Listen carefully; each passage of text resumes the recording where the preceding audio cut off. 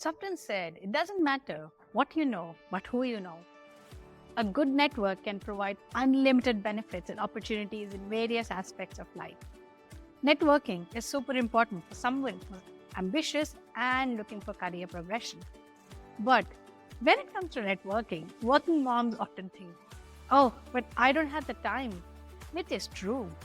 Taking out time for networking is hard for working moms who are busy with family and work. Networking is often an afterthought unless you're looking for a job or wanting to move up the corporate ladder. But it is a consistent, long-running activity. You have to continuously focus on making meaningful relationships to reap the benefits. Building a better network involves taking intentional steps to expand our network and nurture relationships. Here are 3 lessons from the book Never Eat Alone by Keith Ferrazzi about the strategies to help build a strong network. First strategy says that relationships don't disappear like cake, they grow like muscles.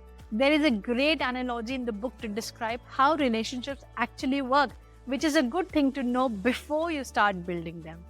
Keith says relationships are not like cake which disappear over time as it gets smaller with every slice you take. Relationships are a lot like muscles. The more we use, the stronger they get because they grow with time as we exercise. But just like a muscle, building relationships takes time. If we go to the gym for a short duration of working out just once until we collapse and then expect to have a bikini body the next day, we are in for a huge disappointment.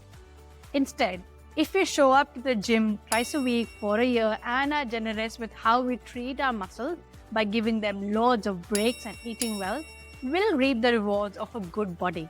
For our relationships, this means not giving up on the co-worker who once helped you with the PowerPoint issue and loyally repaying the favor, for example, by genuinely listening to her for half an hour if she is telling you about her marital problems. Be genuinely interested. Second strategy is that we need to start building our network not now, just when we need it, but little early. Just like we can't buy safety vest when the ship is about to sink, we have to build our network long before we need it. A solid foundation of mutual understanding and trust has to be built before we count on someone when we need an introduction or a phone call. Nobody likes a selfish person who only comes when they need help. Everyone wants to feel respected and valued. The key is to build relationships like a marathon runner, not a sprinter. The third strategy is how you spend time with people matters more than how much time you spend with them. Most people get stressed when they think about networking because they think it in terms of width, not depth. You don't have to have 10,000 contacts. A good network doesn't consist of fleeting acquaintances. It's a web of real trusted friends. We should look for something called as the relationship glue, the stuff that turns acquaintances into friends. For example, taking kids to a swimming class together or going to the gym together. Get to know people in a setting where they're having fun to build more meaningful and deep connections. Be open, honest, and share vulnerable moments from your life, and most importantly, give people your full attention. One friend is worth 1,000 contacts, so don't rush building your network. Take it one step and one person at a time. But you're going to say, this is all fine. How to find those opportunities? Let's talk about some hacks on how to find the right opportunities to build a network. Number 1 is going to networking events. Treat networking as an essential part of your professional development. Set aside specific time slots in the calendar for networking activities. It could be a dedicated hour each week or a couple of evenings each month. Making it a scheduled commitment increases the likelihood of following it through. Make sure kids are taken care by someone you trust on that evening so you can relax and focus on building relationships. Networking is crucial, especially for those who did not inherit a pre-built network from family or school. But what is the hardest part of networking? Most people say it's starting a conversation with a stranger. And that's right, it's awkward for everyone. We all are aware of the butterflies in the stomach when you make an eye contact with someone and you have to say, hi. The fear of rejection kicks in. What if they don't want to talk? But that's the beauty of networking. you are in a space where everyone is there for the same reason, to meet new people, the chances of rejection are low. I remember my first networking event in UK. In the first week I landed from India. I was new, didn't think I fitted in, and I was full of nervousness.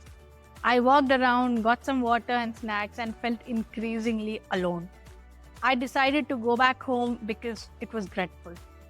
This continued for a while because my work required me to still show up at these events, but I felt terrible inside.